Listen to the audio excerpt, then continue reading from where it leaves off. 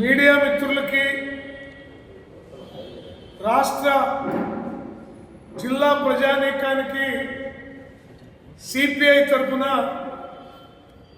భోగి, సంక్రాంతి, కనుమ శుభాకాంక్షలు తెలియజేస్తా ఉన్నాం. ఈ రోజున అధికారంలోకి వచ్చినటువంటి ఎన్డీఏ కూటమి ఎన్డీఏ అని పదే పదే ప్రజలు మర్చిపోతారనేటటువంటి దాంతో నొక్కి వక్కాడిస్తూ ఉన్నారు. కానీ ఎన్డీఏ బహిరంగ సభల్లో మీరు చేసినటువంటి వాగ్దానాలుగానే మిగిలిపోయినాయని ఈ సందర్భంగా చెప్పదలుచుకున్నాం.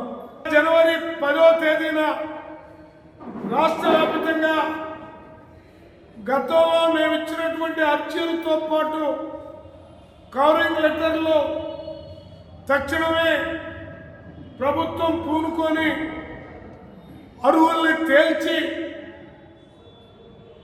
పట్టణాల్లో 2 సెంట్లు, గ్రామాల్లో 3 సెంట్లు స్థలం ఇచ్చి 5 లక్షలు ఇల్లు కట్టుకోవడానికి ఇవ్వమని కోరుతూ అత్యంత జయప్రదంగా జరిగింది. వందల వేల మంది ఒక్కొక్క చోట పాల్గొనడం కూడా అన్ని వర్గాల ప్రజలు కూడా చూడటం అనేది జరిగింది. రైతుకి గిట్టుబాటు ధర ఇవ్వాలని, అలాగే రైతుకి మినిమం గ్యారంటీ ఉండాలని, వ్యవసాయ రంగాన్ని ప్రోత్సహించాలని పంజాబ్కు సంబంధించినటువంటి రైతు నాయకుడు దలేవాల్ ఆమరణ నిరాహార దీక్ష 46 రోజులుగా చేస్తూ ఉంటే కనీసం ఆ నిరాహార దీక్ష నుంచి విరమింపజేయడానికి పెట్టిన డిమాండ్ని పరిశీలిస్తానని చెప్పేటటువంటి మానవత్వం లేని కర్కశమైనటువంటి రాక్షస మనస్తత్వంతో కూడుకున్న నరేంద్ర మోడీ అధికారంలో ఉంటాం ఈ దేశ ప్రజలు చేసుకున్నటువంటి పాపం ఉన్నారు. కానీ తల్లికి వందనం అని చెప్పింది మాత్రం మర్చిపోయారు. అలాగే ఆడబిడ్డలకి సంవత్సరానికి 15,000 యువ మహిళలకు ఇస్తామని చెప్పారు. దాన్ని మర్చిపోయారు. ప్రతి నెల 1,500 ఆడపడుతులకు ఇస్తున్నారు. అది కూడా మర్చిపోయారు.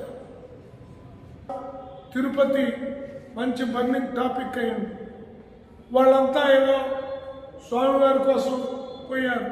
మంచి రోజు కాబట్టి వెళ్ళినప్పుడు అడ్మినిస్ట్రేషన్ ఇంప్రాపర్గా ఉన్నందువల్ల చనిపోయినటువంటి వాళ్ళకి సిపిఐ తరఫున ఇప్పటికే మా పార్టీ రాష్ట్ర కార్యదర్శి సానుభూతి ప్రకటించడం, ఎక్స్గ్రేషియో కూడా ప్రకటించడం, డిమాండ్ చేయడం జరిగింది. కానీ టీడీపీ వాళ్ళు, వైసీపీ వాళ్ళు ఒకళ్ళపైన ఒకళ్ళు దూషణలు చేసుకుంటూ ఉన్నారు. రోజుల్లో సిపిఐ నిర్వహించే కార్యక్రమాల్లో ప్రజలంతా విస్తృతంగా పాల్గొని జయప్రదం చేయాలని విజ్ఞప్తి చేస్తూ ఉన్నారు. కూటమి ప్రభుత్వం మరి అధికారంలోకి వచ్చి 7 నెలలు అయిపోయినప్పుడు కూడా మరి ఇచ్చిన హామీలన్నీ కూడా నెరవేర్చే పరిస్థితిలో లేని కారణంగా ఏదైతే మేము అధికారంలోకి వస్తే 2 సెంట్లు ఇస్తామని, మరి నిర్మాణానికి 4 లక్షలు ఇస్తామని మరి ఆ రోజున ఎన్నికల హామీల్లో చెప్పటం, దాన్ని అమలుపరచమని సిపిఐగా నిన్న ఎంఆర్ఓ కార్యాలయం దగ్గర రాష్ట్ర వ్యాప్తంగా కూడా నిరసన కార్యక్రమాన్ని చేపట్టడం జరిగింది. పెట్టుకొని ఈ నగరంలోని మరి పేదలు ఇల్లు లేకుండా చాలామంది మరి బాధపడుతూ ఉన్నారు.